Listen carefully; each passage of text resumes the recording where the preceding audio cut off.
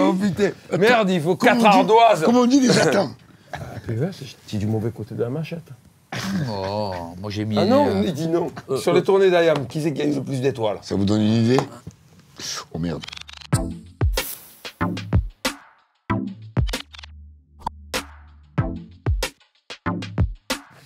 Moi j'avais écrit Métro La Rose pour Jo. Métro. Ouais.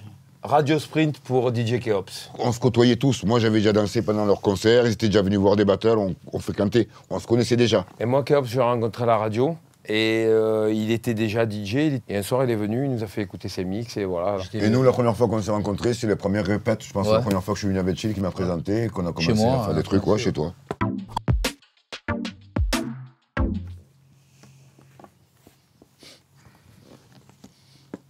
Réunion chez Shuriken. Moi, j'ai marqué ensemble. Ah, tous les trois, ouais.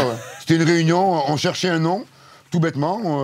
Je pense qu'on venait de passer d'une formation de 3 à 6 et on se demande comment on va s'appeler. Et on est chez moi et on réfléchit, on balance des noms, il y en a eu d'autres. Et après, on s'est dit que vu ce qu'on voulait représenter, ce dont on voulait parler, ce qu'on voulait représenter, ce qui se rapprochait le plus de notre état d'esprit, c'était cette fameuse pancarte avec, pendant le défilé pour les droits civiques, I am a man. Il n'y avait que les jeunes. Hein. Donc on n'a pas pris un men, on a pris I am.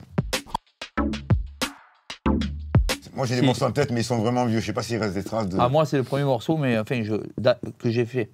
Okay.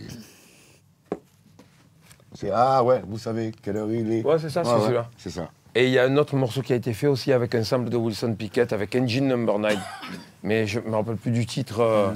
Du titre qu'il avait. Mais c'est pas ces deux morceaux-là qu'on avait fait parce qu'on devait faire un concert, on n'avait pas de morceaux en commun et on avait écrit dans la semaine, on avait écrit deux duos. C'est ça. Il faut savoir qu'au départ, on a mis un pot avec des morceaux en commun. Il avait ses morceaux écrits de son côté, j'avais mes morceaux écrits de mon côté. Après, il a fallu vraiment faire un travail de groupe et commencer à composer des morceaux ensemble. Celui-là, c'est le premier où on a mis notre argent, on est parti à un studio et on a enregistré. Dans un studio, et je sais qu'on a dormi à Martigues, dans la rue, parce qu'il n'y a pas de bus pour rentrer, on attendait le bus. On a dormi dans l'abribus pour faire la deuxième journée de studio.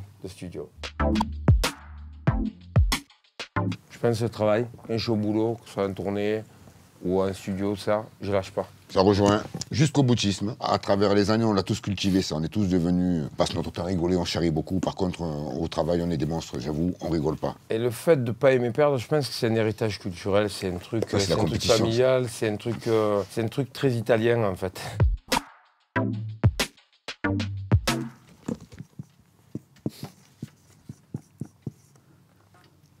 C'est vrai, il y a aussi ça, je tiens pas en place, c'est une horreur. Râleur bougon, donc on est sur le même...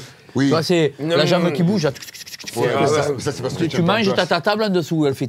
C'est parce que je tiens pas en place. Jo, c'est quelqu'un qui aime avoir son espace de liberté. Du moment où tu lui mènes un clos, qu'il n'a pas d'espace pour bouger, il va râler. Donc il le sait qu'il est comme ça. Mais justement, le côté bienveillant que peuvent avoir des amis, voire des frères dans un groupe, c'est d'essayer de faire en sorte qu'il n'y ait pas d'enclos autour. Je râle, mais quand je le fais à fond. Je fais pas à moitié. C'est avant de s'engager dans la voie que c'est plus compliqué. Après, quand il y est...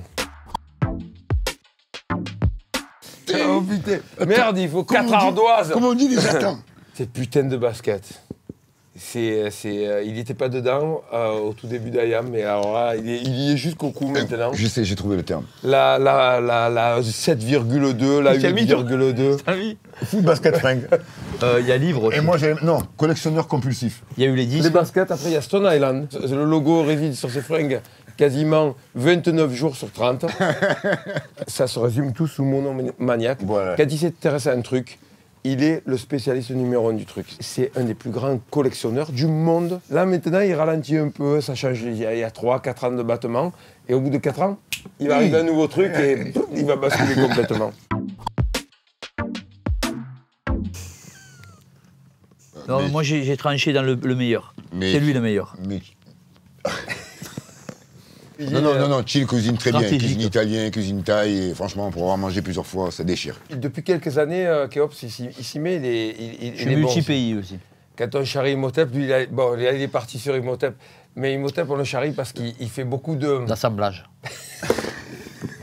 Assemblage, c'est qu'il assemble des trucs déjà cuisinés pour en faire un seul plat. C'est des trucs qui sont déjà préparés. Ça fait un peu des fois mosaïque en fond de piscine, tu vois. Non, le porc est cuisiné. Mais pas avec les belles couleurs. On t'aime, tonton. Voilà. Fort. Moi j'en ai deux, je suis désolé. Eh ouais, il a raison. Si j'en mets deux, j'en mets deux. Ouais, t'en mets deux, j'en mets deux aussi. Celui pour moi au pied des pyramides, en 2008, mars 2008, en Égypte. T'as rien, plat mon épaule, allez. Dis-toi, c'est la jungle, toi et moi. On est Et d'accord. celui à Central Park en juin 2013, Ouais, tu où on vois, a donc invité, Quatre. entre autres, Rakim Oui, à pour la monter sur présence, scène. ouais. Il a tout écrit, les concerts. Je veux dire, il revient dans une heure et tu auras fini. Non, moi j'ai mis Thaïlande, Chine. Ah oui.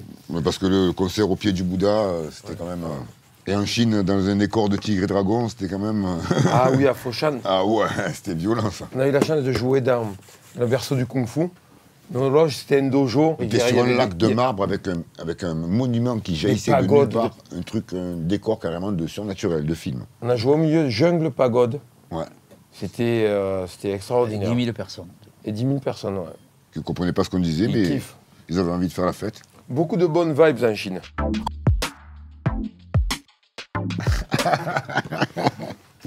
Je laisse les concernés répondre, pas moi. Qu'est-ce que ce jeu déclenche une bonne foi alors?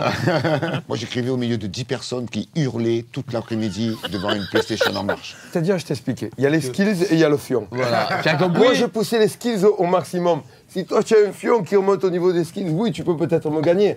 Maintenant, si j'ai un tension un peu de fion, je te marche dessus. Ouais, mais bon, il est parti énervé plein de fois. Ouais, mais j'ai. À PES, j'ai quand même. J'ai du mauvais côté de la machette.